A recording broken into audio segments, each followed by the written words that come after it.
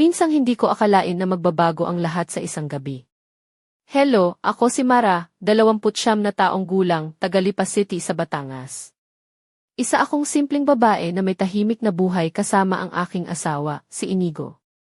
Ngunit isang gabi, sa isang pagtitipon sa aming bayan, nagsimula ang isang kwento na hindi ko inaasahan, isang kwento na magpapabago sa aking mundo magpakailanman. Nangyari ito sa isang charity event sa rooftop ng aming lokal na cultural center dito sa Lipa. Inorganisa ito ni Inigo para sa mga negosyong kanyang kinakalakal, at syempre, para mapatatag pa ang kanyang mga koneksyon. Nakadress ako ng itim na satin na abot ni, hugis katawan na may manipis na strap.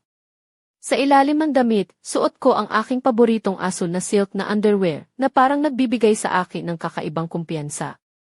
Hindi ko hinanap ang mga titig, pero ramdam ko ang bawat hakbang ko, malinaw, matatag at minsan ay parang delikado.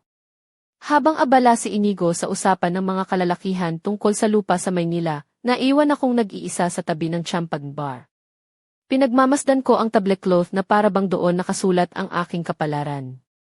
Biglang lumapit si Victor, ang ama ni Inigo, isang matandang lalaki na palaging may bahid ng pang-aalipusta sa kanyang mga salita. Kadalasan, nagkakamusta lang kami sa mga handaan, pero ngayon may dalang baso ng alak at may bahagyang ngiti sa labi. Sadyang matatag ka sa mga ganitong pagtitipon, ang sabi niya, habang nilalapit ang ulo niya sa aking tenga. Hindi ko inalis ang aking sarili mula sa kanyang presensya, tila ba may kakaibang alindog ang hangin sa paligid namin.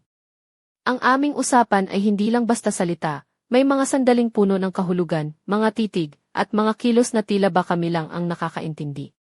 Unti-unti, napalayo kami sa mga tao, at sa sandaling iyon, parang nawala ang mundo sa paligid namin. Doon ko naunawaan na tinitingnan niya ako sa paraang matagal nang hindi nakita ni Inigo, isang pagtingin na halos nakakatakot pero nakakaakit din ng pauwi na, dahil kulang ang upuan sa kotse ni Inigo, napunta ako sa taxi kasama si Victor. Tahimik lang kami, na parabang ang init ng kanyang kamay na halos dumampi sa aking balakang ang nagsasalita. Ang mga ilaw sa labas ay naging mga malabong alaala ng mga pangarap na di pa natutupad. Nang kami magpaalam, tumagal ang kanyang titig ng higit pa sa nararapat, tila may gustong sabihin, ngunit napangiti na lang siya at umalis. Hindi ako makatulog ng gabing iyon. Tumingin ako sa salamin, hindi para kay Inigo, kundi para sa sarili kong babae, isang babae na matagal nang hindi naramdaman na tunay siyang nakikita. Kumuha ako ng lace na underwear na matagal kong hindi nasusuot at inilagay ito sa ibabaw ng iba pa, hindi para sa bukas, kundi para lang maramdaman na malapit siya. Sa loob ko, may nanginginig na damdamin, isang apoy na hindi na matigil. Alam kong simula noon, hindi na magiging tulad ng dati ang buhay ko. Ang gabing nagbukas ng lihim na mundo. Ang charity event na iyon ay tila isang ordinaryong gabi para sa karamihan, ngunit para sa akin, ito ang simula ng isang pagbabago na hindi ko inaasahan. Pagkatapos ng maikling usapan namin ni Victor sa rooftop, nagpatuloy ako sa pagtanggap ng mga ngiti at bati mula sa iba. Ngunit sa kabila ng lahat ng iyon, naramdaman ko ang isang kakaibang alindog na unti-unting pumapalibot sa akin, isang damdaming mahirap ipaliwanag. Hindi ko na alam kung paano ko haharapin ang sarili ko sa harap ng mga tao, parang may dalawang babae sa loob ko, ang isa ay ang mabait, masunurin na asawa ni Inigo, at ang isa pa ay ang babaeng nagsisimula ng magising sa mga lihim na pagnanasa. Pag-uwi namin ni Inigo, naalala ko pa ang mga usapan ng mga kalalakihan tungkol sa lupa sa Maynila. Abala siya sa kanyang mga plano, sa mga kontratang inaasahan niya, habang ako naman ay tila naubusan ng lakas upang makisabay sa mga pang-araw-araw na bagay. Sa loob ng bahay, naglalaro ang mga anino ng mga ilaw mula sa kalsada at mga bintana, at ang katahimikan ay napuputlan ng mga maliliit na huni ng mga insekto sa labas. Ngunit sa kabila ng lahat ng iyon, naramdaman ko ang lalim ng kawalan sa puso ko. Isang puwang na unti-unting pinupuno ng mga tanong at damdamin na hindi ko maintindihan. Hindi ko man ginusto, paulit-ulit kong iniisip ang mga sandali kasama si Victor, ang kanyang mga titig, ang mga sandaling nagkahiwalay kami sa karamihan, at ang tahimik na biyahe sa taxi. Ang bawat detalye ay nananatiling malinaw sa aking isipan, parang mga pelikula na paulit-ulit na pinapalabas. Ngunit higit pa sa mga alaala, naramdaman ko ang isang bagay na unti-unting lumalawak sa loob ko, isang damdamin ng pagnanais na mas mapalapit sa kanya, kahit na alam kong ito ay isang bagay na dapat kong iwasan. Sa mga sumunod na araw, pilit kong nilalaro ang papel na inaasahan sa akin, ang mabuting asawa, ang masunuri na babae na palaging may ngiti sa labi at handang magluto at mag-asikaso ng tahanan. Ngunit sa kabila ng mga ito, may isang mundo sa loob ko na buhay, puno ng lihim at mga damdaming hindi pa nahahayag. Ang bawat haplos, bawat tingin, bawat sandali na naaalala ko kay Victor ay parang apoy na naglalagablab sa aking kaluluwa. Minsan, habang nag-aayos ako sa kusina, naramdaman kong may dumaan na malamig na hangin sa aking likod, at nang lumingon ako, nandoon siya, si Victor, na may ngiti sa labi at hawak ang isang tray ng kakanin. Tahimik ka ngayon, ang sabi niya, na may halong pang-aasar. Hindi ko maiwasang umiti at doon sa sandaling iyon, naramdaman kong parang mailihim na nag-ugnay sa amin, isang lihim na hindi pa handang sabihin, ngunit ramdam na ramdam. Hindi ko alam kung saan hahantong ang lahat ng ito, ngunit isang bagay ang malinaw, ang gabi sa rooftop ay hindi basta-basta matatapos sa isang alaala lamang. Ito ang simula ng isang paglalakbay na puno ng mga pagsubok, tukso, at mga lihim na magpapabago sa akin magpakailanman.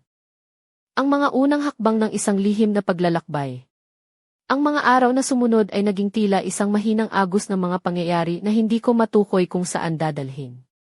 Sa isang banda, ako pa rin si Mara, ang asawa ni Inigo, na abala sa mga pangkaraniwang gawain sa bahay, pagluluto, paghugas, at pakikinig sa mga kwento niya tungkol sa mga proyekto sa Batangas at iba pang lugar. Ngunit sa likod ng mga ito, may isang bahagi ng aking puso na palihim na naglalakbay sa isang mundong bago at hindi pa nasusubukan. Isang umaga, habang naghahanda ako ng almusal sa maliit naming kusina, naalala ko ang isang lumang album ng mga litrato na naiwan sa bahay ni Victor. Sinabi ni Inigo na ito raw ay para sa isang college na ihahanda niya para sa kaarawan niya.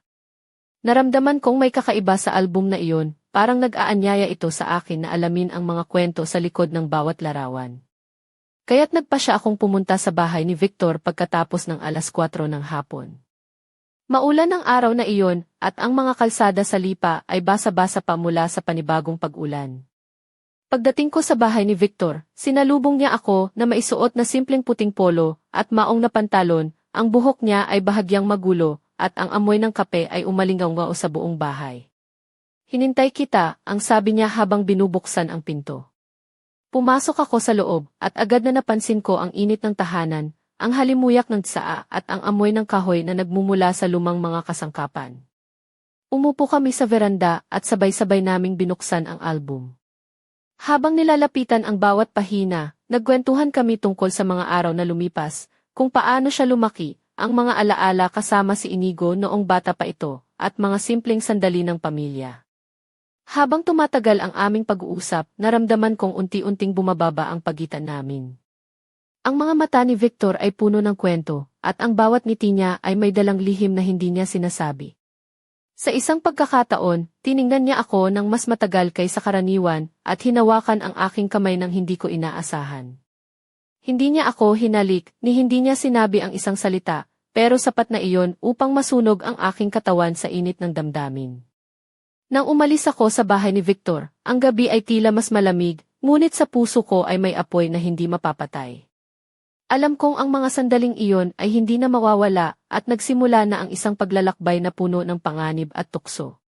Hindi ko pa alam kung paano haharapin ang mga susunod na araw, ngunit isang bagay ang malinaw, ang buhay ko ay hindi na magiging ganoon kadali tulad ng dati. Nangyari ang lahat sa isang gabi na mistulang lihim ang bawat sandali sa ilalim ng mga kumikislap na ilaw ng aming bayan. Ako si Mara, 29 na taong gulang. At sa gabing iyon nagsuot ako ng itim na satin na damit na mahigpit sa katawan, abot ni ang haba, na may manipis na strap na nagpapakita ng aking mga balikat. Sa ilalim nito, suot ko ang asul na silk na panty na matagal ko nang itinatago, isang lihim na nagbibigay sa akin ng kakaibang lakas at kumpiyansa. Ang event ay ginanap sa rooftop ng aming lokal na cultural center sa Lipa City, na puno ng mga taong kilala at hindi kilala.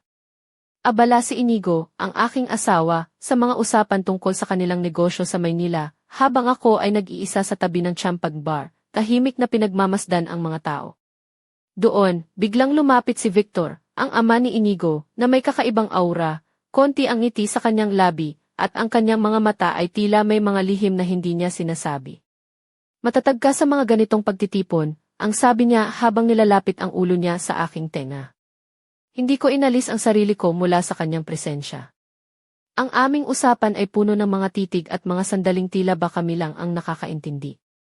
Unti-unti, napalayo kami sa mga tao, at sa sandaling iyon, parang nawala ang mundo sa paligid namin. Pag-uwi namin, dahil kulang ang upuan sa kotse ni Inigo, napunta ako sa taxi kasama si Victor. Tahimik kami, na para bang ang init ng kanyang kamay na halos dumampi sa aking balakang ang nagsasalita. Ang mga ilaw sa labas ay naging mga malabong alaala ng mga pangarap na di pa natutupad. Nang magpaalam siya, tumagal ang kanyang titig ng higit pa sa nararapat, tila may gustong sabihin, ngunit napangiti na lang siya at umalis. Hindi ako makatulog ng gabing iyon.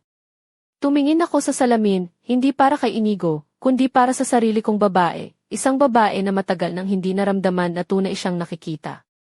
Kumuha ako ng lace na underwear na matagal kong hindi nasusuot at inilagay ito sa ibabaw ng iba pa, hindi para sa bukas, kundi para lang maramdaman na malapit siya.